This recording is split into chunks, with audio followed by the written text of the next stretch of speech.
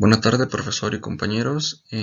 Nuestro equipo está conformado por Francisco Arrita, Yafet Bolaños, Angélica Campos, Leonardo Chávez, su servidor David Pérez, Yasmín Ramírez, Karina Rodríguez y Miguel Ángel Talín. Nosotros vamos a hablar sobre posicionamiento con dispositivos acústicos fijos en el fondo del mar, además de buques, flotadores, plataformas y boyas oceanográficas. Comenzaremos con el sistema de posicionamiento acústico marino fijo, y que es un sistema para el seguimiento de navegación de vehículos, ya sea de submarinos o de inmersión, y esos son a través de la distancia acústica y la medición de la dirección de esta señal acústica. Básicamente es eso.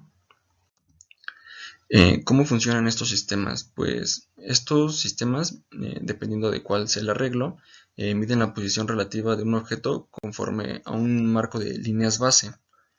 Estas líneas base se conforman por lo menos por dos bases, y la distancia entre ellas pues es como una línea, entonces a eso se refiere con líneas base, y que se despliegan pues antes de todas las operaciones que se vayan a hacer, precisamente para tener un posicionamiento del trabajo que se vaya a hacer. ¿Qué tan confiables son? Pues estos sistemas de posicionamiento acústico pueden dar una precisión de hasta centímetros, o dependiendo si es que es muy posiblemente malo el lugar en donde se esté haciendo, pues puede tener distancias de operación puede tener hasta decenas de metros en cuanto a su precisión, y se puede utilizar a mucha distancia, hablando de decenas de kilómetros, ¿no? Su rendimiento precisamente tiene que ver también con el sistema que se está ocupando, el modelo del sistema que se está ocupando. Su configuración, si es que tiene que ser para un trabajo en particular, porque precisamente para eso son los arreglos. Dependiendo de lo que se ocupe, es el arreglo que se va a usar, y de las características del entorno en el que se encuentre. Bueno, en estos sistemas se dividen principalmente en tres, que es el LBL, el USBL y el SBL. Hablaremos primero del LBL. Hablando del sistema LBL o línea base larga, se refiere, es una técnica en el cual consiste en varios transpondedores, y estas ubicaciones, estos transpondedores están ubicados en el lecho marino y tienen ya unas posiciones fijas, las cuales ya están, referenciadas con la ayuda de otros sistemas, como lo puede ser el GPS o algunos otros. Estos sistemas pueden estar a cientos de metros, dependiendo también qué tanto se quiera abarcar en el estudio. Y estos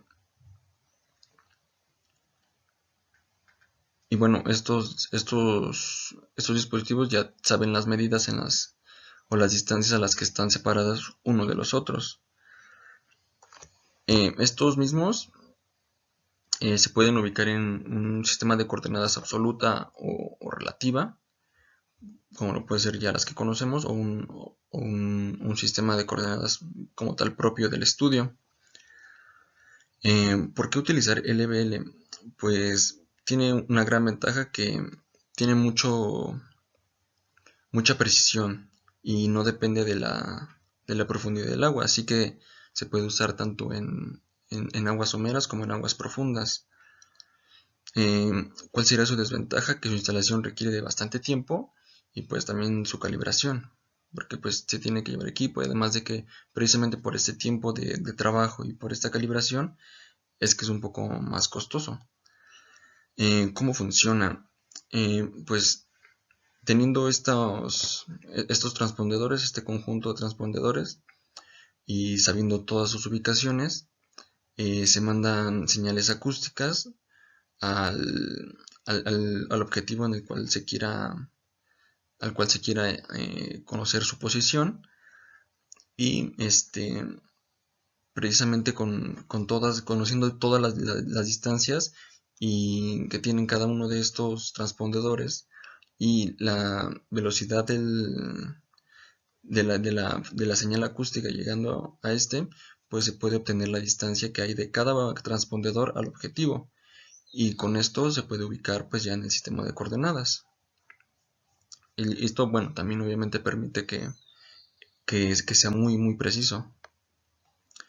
Y bueno, tenemos el sistema USBL o línea de base ultra corta, y que a diferencia del LBL y el SBL, no mide como tal las distancias del objetivo a cada uno de los transpondedores, sino que toma la señal del objetivo, y es como un vector o como una coordenada esférica, en donde sabe el ángulo y la distancia o la magnitud que tiene este vector.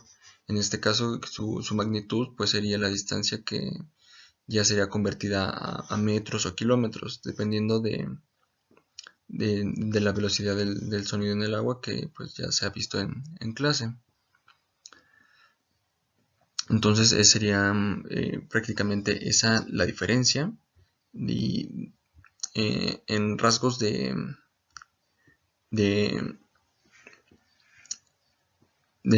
sus sensores o cómo funciona, pues contiene un GPS, un giroscopio, perdón, y una brújula electrónica, precisamente el giroscopio para determinar el ángulo, y todos esos instrumentos ayudan a compensar el cambio de posición y la orientación de este dispositivo con el movimiento del buque o del objetivo que se esté localizando. Tienen unas ventajas: que no se necesita que se tengan varios transpondedores en el fondo marino, precisamente es parte de lo que busca, y esto nos ayuda a que los costos sean menores, al final de cuentas, porque pues no hay un trabajo previo o no tan largo previo al estudio. Pero también tiene sus desventajas, que precisamente que este ángulo que se toma con el giroscopio, al aumentar la distancia, el margen de error es mucho más grande. Entonces pues es un poquito más impreciso que el LBL, por ejemplo. Además de que los múltiples sensores necesarios para el posicionamiento del polo del transductor USBL y la compensación de orientación tienen que introducir errores adicionales. Entonces sí es un poco más impreciso este sistema, pero bueno, todo depende del presupuesto que se tenga y del objetivo de lo que se busque, ¿no? ¿Qué es lo que se pretenda con el estudio? Hola, yo les voy a hablar sobre otros dos sistemas de posicionamiento acústico. Bueno, el tercer sistema es el SBL, sistema de línea de base corta. Bueno, este consta de 3 o más transductores que van a ir conectados a una caja de control central. Funcionamiento. Bueno, el funcionamiento en términos generales es: esta técnica va a tener un emisor con un conjunto de 3 o más receptores, como ya había mencionado. Aquí el equipo subacuático tiene un transpondedor. Este transpondedor va a responder a las señales que llegan del barco. Entonces, cuando el barco necesite conocer la posición del equipo subacuático, va a enviar una señal acústica que va a ser recibida por el transpondedor. Este transpondedor, a su vez, va a mandar una señal a los transmisores. Va a mandar una señal a los transmisores o receptores. Entonces, si el barco necesita saber la localización del equipo, lo que se hace es que va a calcular la distancia mediante una triangulación, como estaba en la anterior diapositiva. Entonces, estas distancias van a ser calculadas utilizando el tiempo de vuelo mediante la telemetría bidireccional. Ahora tenemos el funcionamiento. En términos generales, hay que recalcar algo muy importante, que es que para un barco fijo se hace de la forma como ya había dicho, pero ahora tenemos el inciso B, que es en un barco en movimiento. Entonces, para un barco en movimiento esto ya no va a ser igual, puesto que el sistema SBL va a ir acompañado de un receptor GPS y una brújula electrónica, que van a ir montadas en el mismo barco. ¿Y todo esto para qué? Bueno, porque la posición de destino se tiene que conocer en tierra. Esto se usa para coordinar y tener coordenadas, ya sea latitud, longitud o UTM u otra, ¿no? Pero en tierra. O sea que estos aparatos van a determinar la localización y la orientación de la embarcación, que combinadas con la posición relativa del sistema SBL van a establecer una posición del objetivo, pero en coordenadas en tierra. Ese es como uno y el otro. Ventajas y desventajas. Bueno, este sistema tiene desventajas y ventajas como cualquier otro, ¿no? El primero, decimos que no requiere de ningún fondo marino. Esto quiere decir que no se instala transpondedores o equipo como en los anteriores sistemas. La número 2 es mejora con el espacio transductor. Esto quiere decir que si tenemos un barco más grande, los transductores van a ir posicionados de mejor manera. Entonces, al tener mayor espaciamiento entre transpondedores, lo que genera es que se tenga una mejor posición del sistema, una mejor precisión.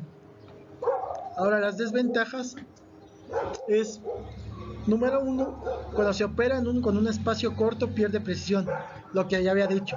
Si se hace en una embarcación, en un bote pequeño, va a perder precisión, pero si es al revés, pues entonces gana precisión.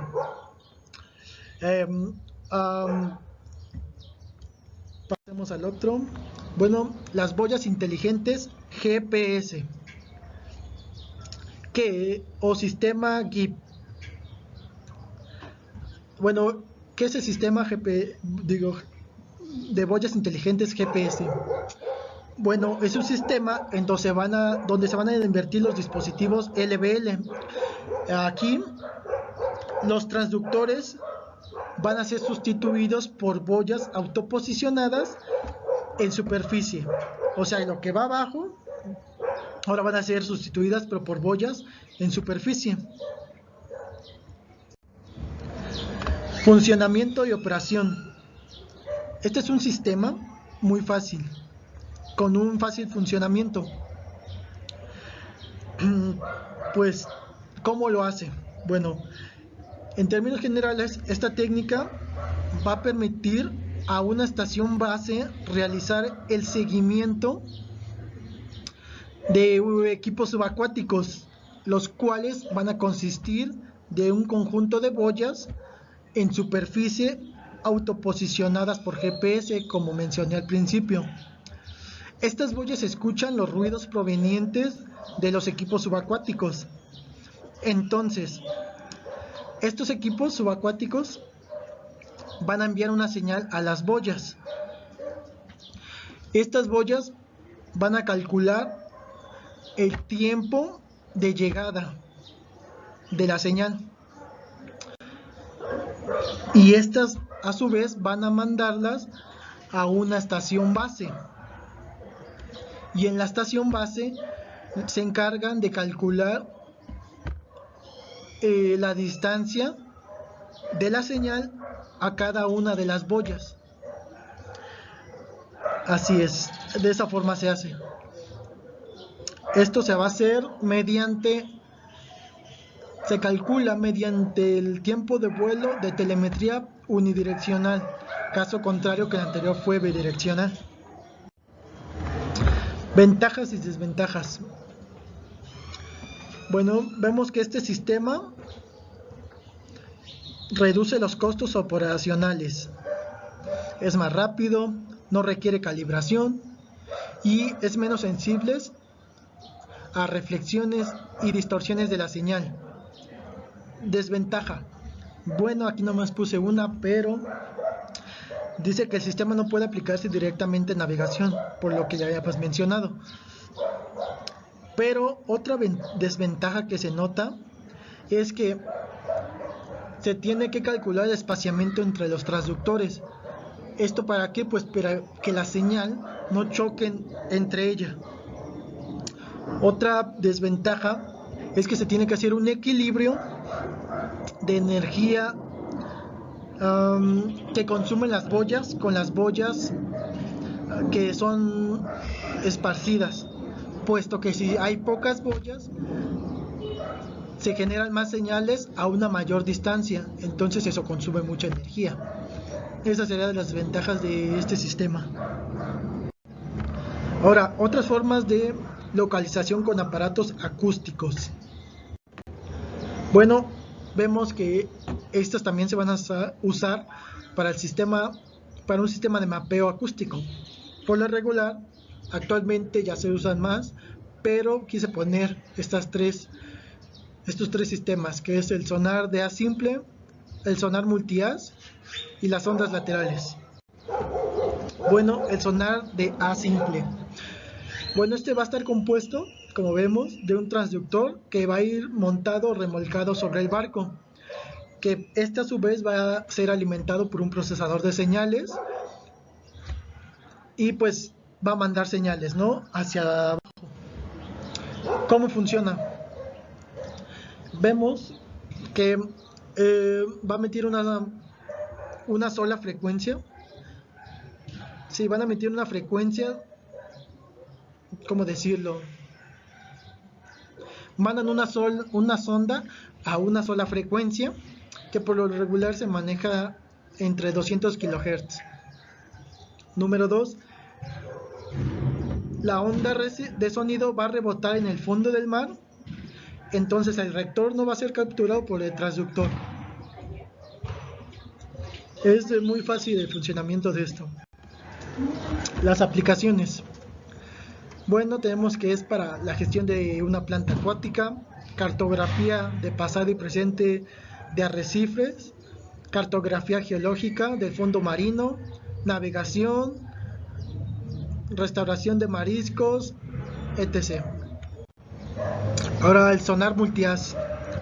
Bueno, ¿cómo funciona? Vemos que esto es un conjunto de sondas, van a ser emitidas a una cierta frecuencia, pero en todas direcciones.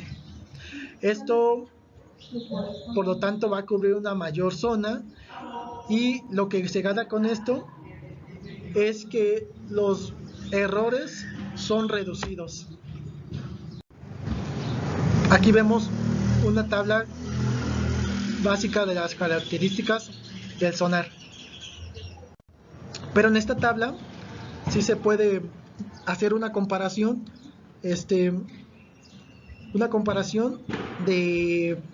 sobre los trabajos que se quiere hacer con el sonar.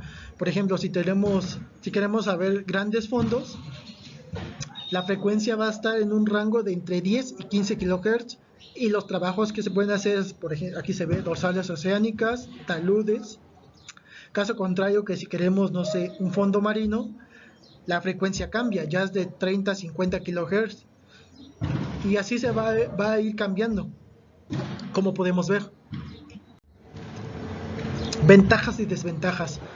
Como ya había dicho, se gana rapidez y por lo tanto es un ahorro económico. Es más preciso que el sonar de A simple. Desventajas. Como todos prácticamente, a mayor profundidad va a haber un mayor margen de error. Ahora las aplicaciones se puede usar para levantamiento hidrográfico, investigación geológica y oceanográfica, y desde 1990 para la exploración del petróleo y gas. Ahora vamos con el último, que son las ondas laterales.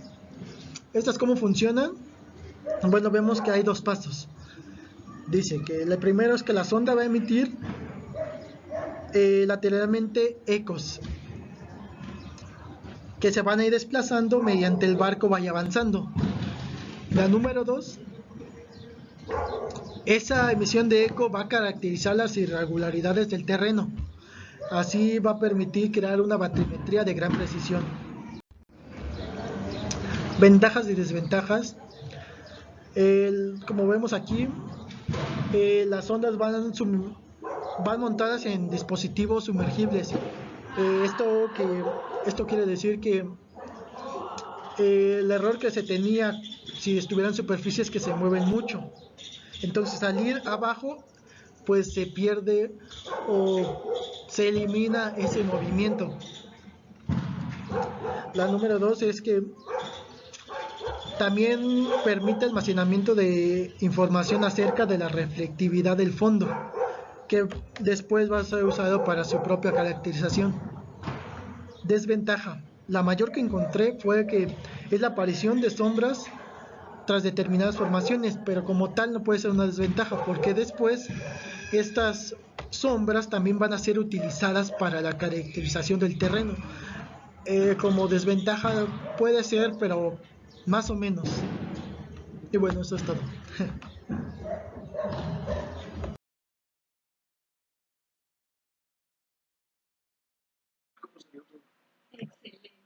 Buenas tardes, profesor. Yo les voy a exponer sobre las plataformas oceanográficas. ¿Qué son las plataformas oceanográficas? Son superficies relativamente estables que sirven para transportar instrumentos de mediciones de parámetros en el mar. La plataforma puede estar en la superficie del océano o en las profundidades, en el interior o en el espacio exterior. La elección de la plataforma oceanográfica depende de las capacidades para obtener en espacio y tiempo eh, los datos obtenidos del mar. La oceanografía física es principalmente de experimentación. Nosotros hacemos mediciones y observaciones, pero para poder obtener estas mediciones, estos datos, nosotros necesitamos de instrumentos y de equipo oceanográfico. En nuestra base para este equipo pues van a ser las plataformas oceanográficas. La definición la tenemos en la presentación. ¿Qué buscamos? Pues una plataforma que sea estática. Esto nos va a ayudar principalmente a hacer la investigación en el mar, y estas plataformas van a estar dotadas con los instrumentos necesarios para nosotros obtener nuestras mediciones. Nos sirven para infinitas cosas, ¿no?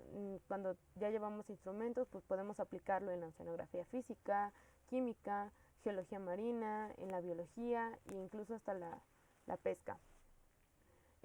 Una plataforma, bueno, la vamos a poder tener sobre el agua, pero también la vamos a tener sumergida e incluso también la vamos a poder tener desde el espacio. Existen muchos tipos de plataformas. Nosotros vamos a elegir la más adecuada dependiendo de nuestro objetivo y de nuestro tiempo y del espacio que nosotros tengamos en la zona. Muchas instituciones ya tienen pues sus plataformas implementadas. Por ejemplo, la UNAM, que es el símbolo de plataformas. Entonces, bueno, como ya les había comentado, existen diferentes tipos y bueno, son plataformas de observación donde vamos a tener datos. Uno de los más populares es el buque de investigación, y como había mencionado, la UNAM tiene dos buques, el Puma y el Justo Sierra. un buque de investigación, eh, sobre sus ventajas, es que nosotros vamos a poder estudiar durante un periodo largo, aproximadamente 20 días. También, bueno, el buque es bastante grande, entonces vamos a ocupar un área grande, pero también puede mover las velocidades, ¿no? Y queda estático mientras se saquen las mediciones. Todo esto depende de la geometría del buque y de sus características, el tipo de combustible que tenga almacenado y todas estas cuestiones. Entonces, bueno, nosotros, como les comentaba, podemos navegar con él o seguir o quedar estático. Y eso hace que nosotros abarquemos una gran cantidad de territorio, ¿no?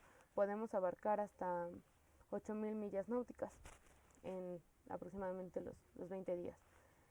Y no solo nos permite traer instrumentación oceanográfica, sino que los buques también nos permiten tener instrumentos que nos vayan a dar meteorológicos para obtener datos meteorológicos. El segundo, pues, son los anclajes. Los anclajes Los anclajes nos van a permitir, bueno, es una plataforma que también nos permite hacer mediciones durante un largo periodo de tiempo. Una de las principales ventajas es que no necesita de personas que estén sacando la medición, sino que el anclaje ya tiene los instrumentos que nosotros vamos a necesitar para las mediciones que se vayan a cabo. Esto se lleva mediante un diseño. Nosotros tenemos que diseñar el anclaje y tenemos que tener muy presente el peso muerto. Este peso muerto nos va a ayudar a permanecer el anclaje lo más vertical posible y que no se mueva con las corrientes. Bueno, otro equipo, otro instrumento que nos ha permitido pues una posibilidad bastante abierta acerca del conocimiento de los océanos son los satélites. Estos satélites contienen sensores y estos sensores, bueno, dependiendo del tipo de sensor, nosotros vamos a obtener cierta información acerca del océano. Nos permite conocer el océano, bueno, todo el tiempo, y además nos accede a regiones remotas, ¿no? Regiones un poco complicadas, pero bueno, el área que abarca un satélite es bastante. Bueno, principalmente esas son sus ventajas. Igual no solo hay satélites para estudiar la oceanografía, como el que se muestra en la imagen, sino que también tenemos satélites que nos ayudan a observar la meteorología. Bueno, el satélite tiene una restricción, observa la superficie del suelo y bueno, depende del sensor lo que nos va a dar, pero la información se limita un poco al interior de los océanos. Sin embargo, nos da una visión bastante buena, haciendo una generalidad del océano. Existen diferentes tipos de satélites. Además tenemos otros como los sumergibles, vehículos remolcados, flotadores y boyas de deriva. Esto lo explicarán más adelante mis compañeros de una manera más detallada. Bueno, en general todos los van a explicar de una manera más detallada. Dentro de las plataformas oceanográficas se encuentran los buques oceanográficos. Bien, los buques oceanográficos son barcos de investigación que están diseñados y equipados para realizar misiones de investigación científica, analizando datos, características físicas, químicas y biológicas, o realizando observaciones de los ecosistemas marinos. Con estos propósitos, los buques de investigación están diseñados para realizar una amplia gama de actividades de investigación oceanográfica. Bueno, y un poco de historia. El HMS Challenger es una corbeta de 2.306 toneladas, dirigidas por el capitán Strom Neres, mientras que el que supervisaba al personal científico era Sir Thompson. La expedición reunió observaciones de 362 estaciones y realizó 492 sondeos profundos y 133 dragados. Entre los resultados de la expedición Challenger estaban la medición de de la temperatura oceánica, determinación de las corrientes oceánicas y la profundidad y contorno de las grandes cuencas oceánicas, o sea que fue una misión muy ambiciosa. Eh, También se llevaron a cabo gráficos y encuestas e investigaciones biológicas. Por, por el alcance y la minuciosidad de la expedición, se convirtió en un hito en la historia de la investigación submarina. Al igual que cualquier otro barco hecho a la mar, los buques de investigación oceanográfica tienen que cumplir los requerimientos mínimos necesarios para poder navegar por mal tiempo. O sea que el mar estado y las condiciones climáticas determinarán el tamaño mínimo del buque, y así como el manejo del equipo en alta mar o la necesidad de acomodar equipos pesados. También pueden incrementar el tamaño mínimo. La escalera de los buques de investigación típicos es de 50 a 80 metros de largo, con un desplazamiento de 1000 a 2000 toneladas, con capacidad de acomodar de 10 a 20 científicos. La forma de un barco de investigación está determinado la superficie, por una superficie grande, varios malacates para bajar y recobrar instrumentos, y al menos un marco tipo A, una estructura que dirige el cable desde el malacate hacia el mar, ya sea por un lado del barco o en la popa, como se muestra en la figura. Esta es la estructura tipo A, que tiene una polea con un cable que sirve para subir o bajar el instrumento de medición. Los requerimientos mínimos de laboratorio en un barco de investigación oceanográfica consisten en un laboratorio húmedo para analizar las muestras de agua de mar, un laboratorio de cómputo para el procesado de los datos adquiridos, un laboratorio electrónico para preparar los instrumentos o darles mantenimiento, y un laboratorio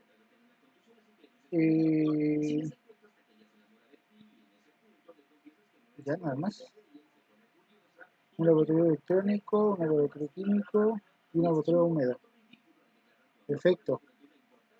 Los barcos más grandes que pueden realizar investigaciones multidisciplinarias pueden contener incluso laboratorios de biología, de geología o incluso de geofísica. Por ejemplo, aquí en la figura se muestra un barco de tamaño promedio, donde aquí están, por ejemplo, están enumerados en la parte amarilla los laboratorios, y ya los laboratorios extra podrían incluirse en la parte baja, hasta abajo del barco. Las operaciones en los barcos de investigación oceanográfica suelen ser muy caras. Por ejemplo, que cobran de 15,000 a 25,000 dólares por día. Y pues durante mucho tiempo esos fueron los únicos tipos de instrumentos para la investigación.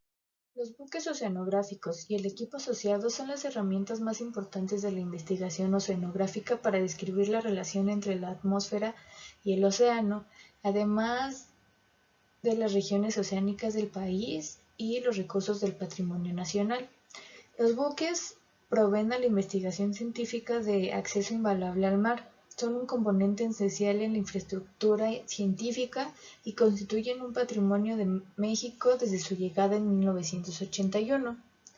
Los buques oceanográficos han sido un parteaguas para la comunidad oceanográfica nacional, ya que han contribuido a la caracterización de los mares del país para validar los datos obtenidos por sensores remotos y por boyas, además para explorar y descubrir nuevos ecosistemas y reconocer cómo cambia la vida marina, además para ver la disponibilidad de los recursos por efecto del cambio global y efectos de la actividad humana. Actualmente en México operan 9 buques oceanográficos, 2 de ellos son pertenecientes a la UNAM y uno al CICESE. Estos 3 buques oceanográficos trabajan en conjunto con el CONACYT. Además, la Secretaría de Marina cuenta con 6 buques oceanográficos. El Puma es un buque oceanográfico perteneciente a la UNAM. Fue construido en Noruega. Además, fue abanderado el 14 de diciembre de 1980 e inició su trabajo en 1981. Tiene como área principal de investigación la zona exclusiva económica del Pacífico mexicano. Sin embargo, gracias a su autonomía de 30 días se le permite salir más allá y ha llevado a cabo proyectos de investigación en zonas lejanas como el Golfo de Alaska.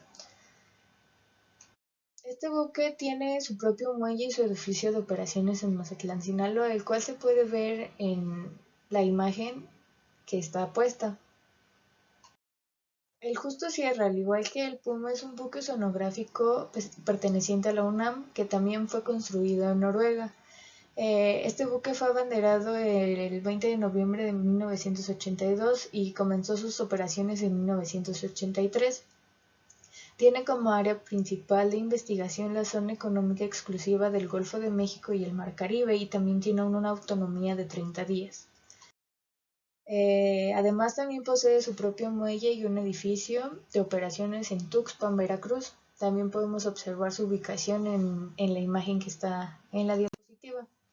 El buque oceanográfico Alpha Helix fue construido en 1958 en Tacoma, Washington, Estados Unidos. Fue diseñado principalmente para muestreos biológicos y pensado para investigaciones árticas. Fue solicitado por la Fundación Nacional de Ciencias de Estados Unidos. Además, este buque fue operado desde 1966 a 1980 por el Instituto Scripps de Oceanografía. Después fue operado por la Universidad de Alaska hasta el año 2017, cuando fue vendido a Stever Maritime. Posteriormente, fue comprado por el CCCS en febrero del 2013 y puesto en servicio el miércoles 9 de abril de 2014, tras varios meses en los cuales se hicieron adaptaciones para cumplir con las necesidades que requería el CCC para sus trabajos de investigación. Posteriormente, el viernes 30 de enero del 2015, se llevó a cabo la ceremonia oficial de abanderamiento ante autoridades de los 3 órdenes de gobierno y del CONACYT. Actualmente está atracado en su puerto base en Ensenada, Baja California. También podemos ver en la imagen dónde está esta ubicación. Los flotadores o boyas de deriva consiste en una baliza flotante sobre el mar y generalmente anclada en el fondo a diversas profundidades. Tiene diversas finalidades, pero principalmente para la orientación de embarcaciones. También consiste en algunas características como que se mueve libremente con la corriente del océano y se colocan principalmente en lugares de difícil acceso. Puede ser llamado flotador o boyas de deriva. El flotador es un término genérico que se usa para cualquier cosa que no se hunda en el lecho marino. Las boyas de deriva son plataformas diseñadas para moverse con la corriente oceánica y que generalmente hacen el uso de flotadores.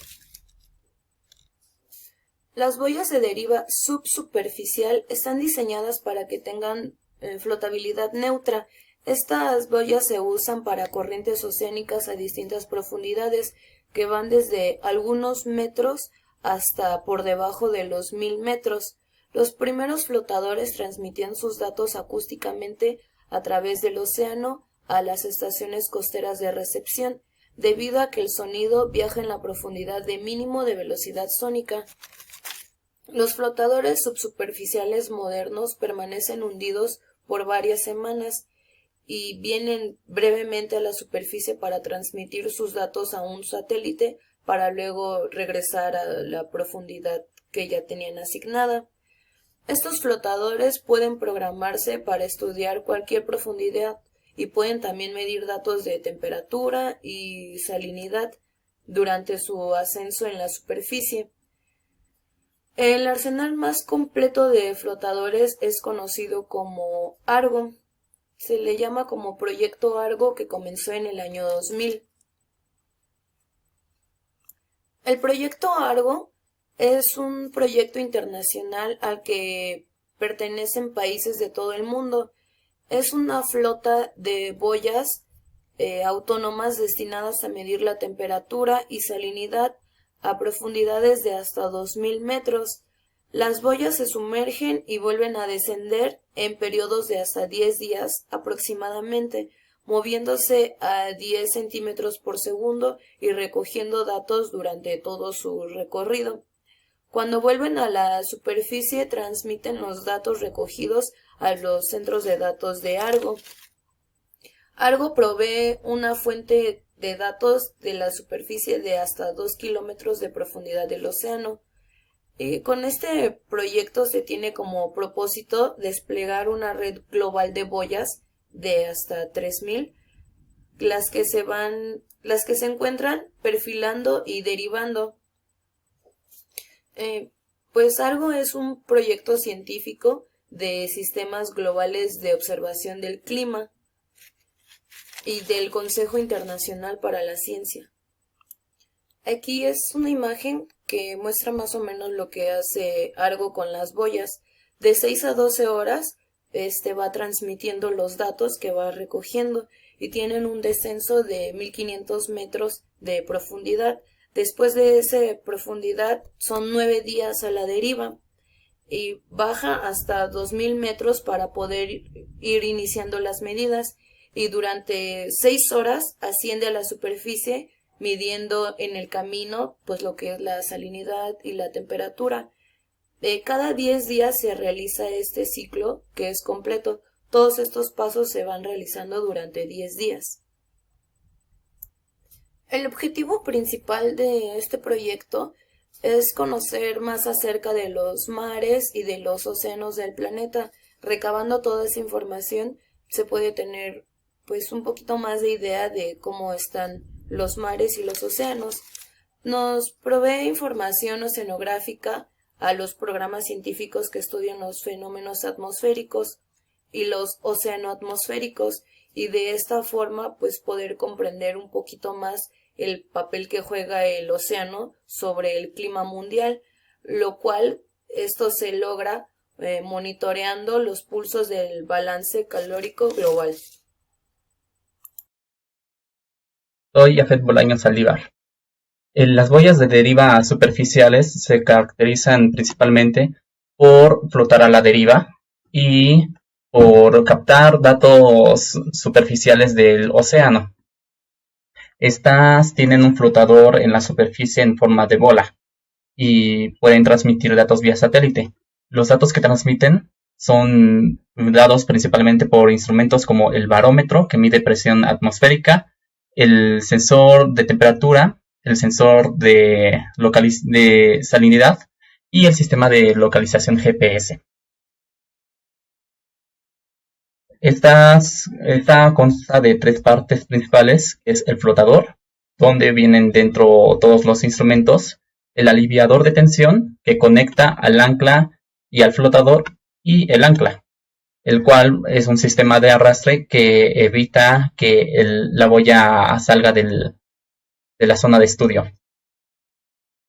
El ancla además es un tubo largo de tela que detecta los movimientos varios metros bajo el agua.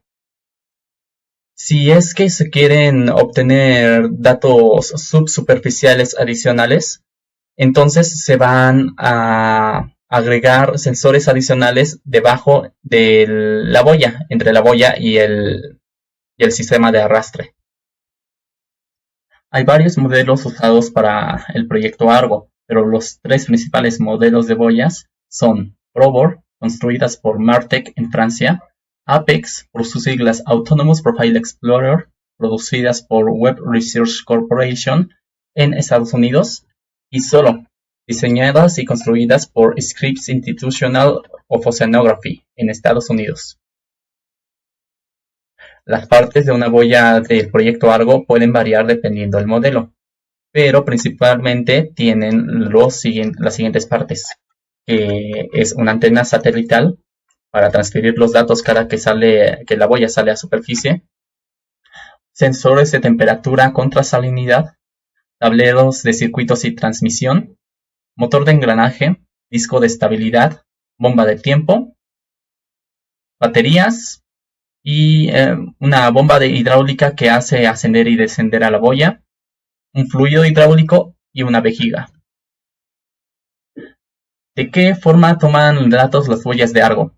Pues bien, una vez que son lanzadas al océano, estas descienden gracias a un sistema hidráulico, el cual vacía la vejiga, y lo hacen a una velocidad de 10 centímetros sobre segundo durante unas 6 horas aproximadamente, hasta una profundidad de 1 kilómetro. Una vez en esta profundidad, mantiene estable su densidad y empieza a viajar a la deriva durante unos 9 o 10 días. Pasado este tiempo, vuelve a descender hasta una profundidad de 2 kilómetros. Y luego vuelve a ascender para medir datos de salinidad y temperatura. Este ascenso le toma unas 6 horas si lo hace a 10 centímetros sobre segundo. Y lo hace para viajar a la superficie.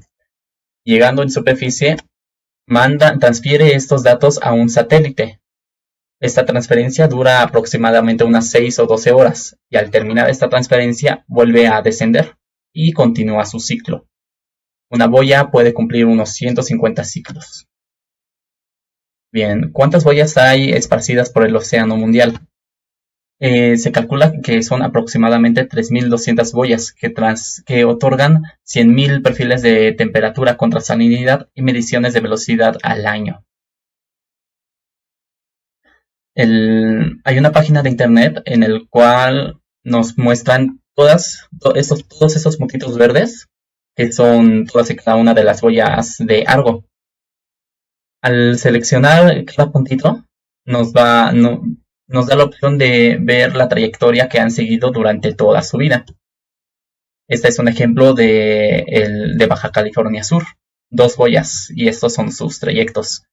Y al seleccionarlo también podemos elegir la opción de ver absolutamente todos los datos relacionados con ellos.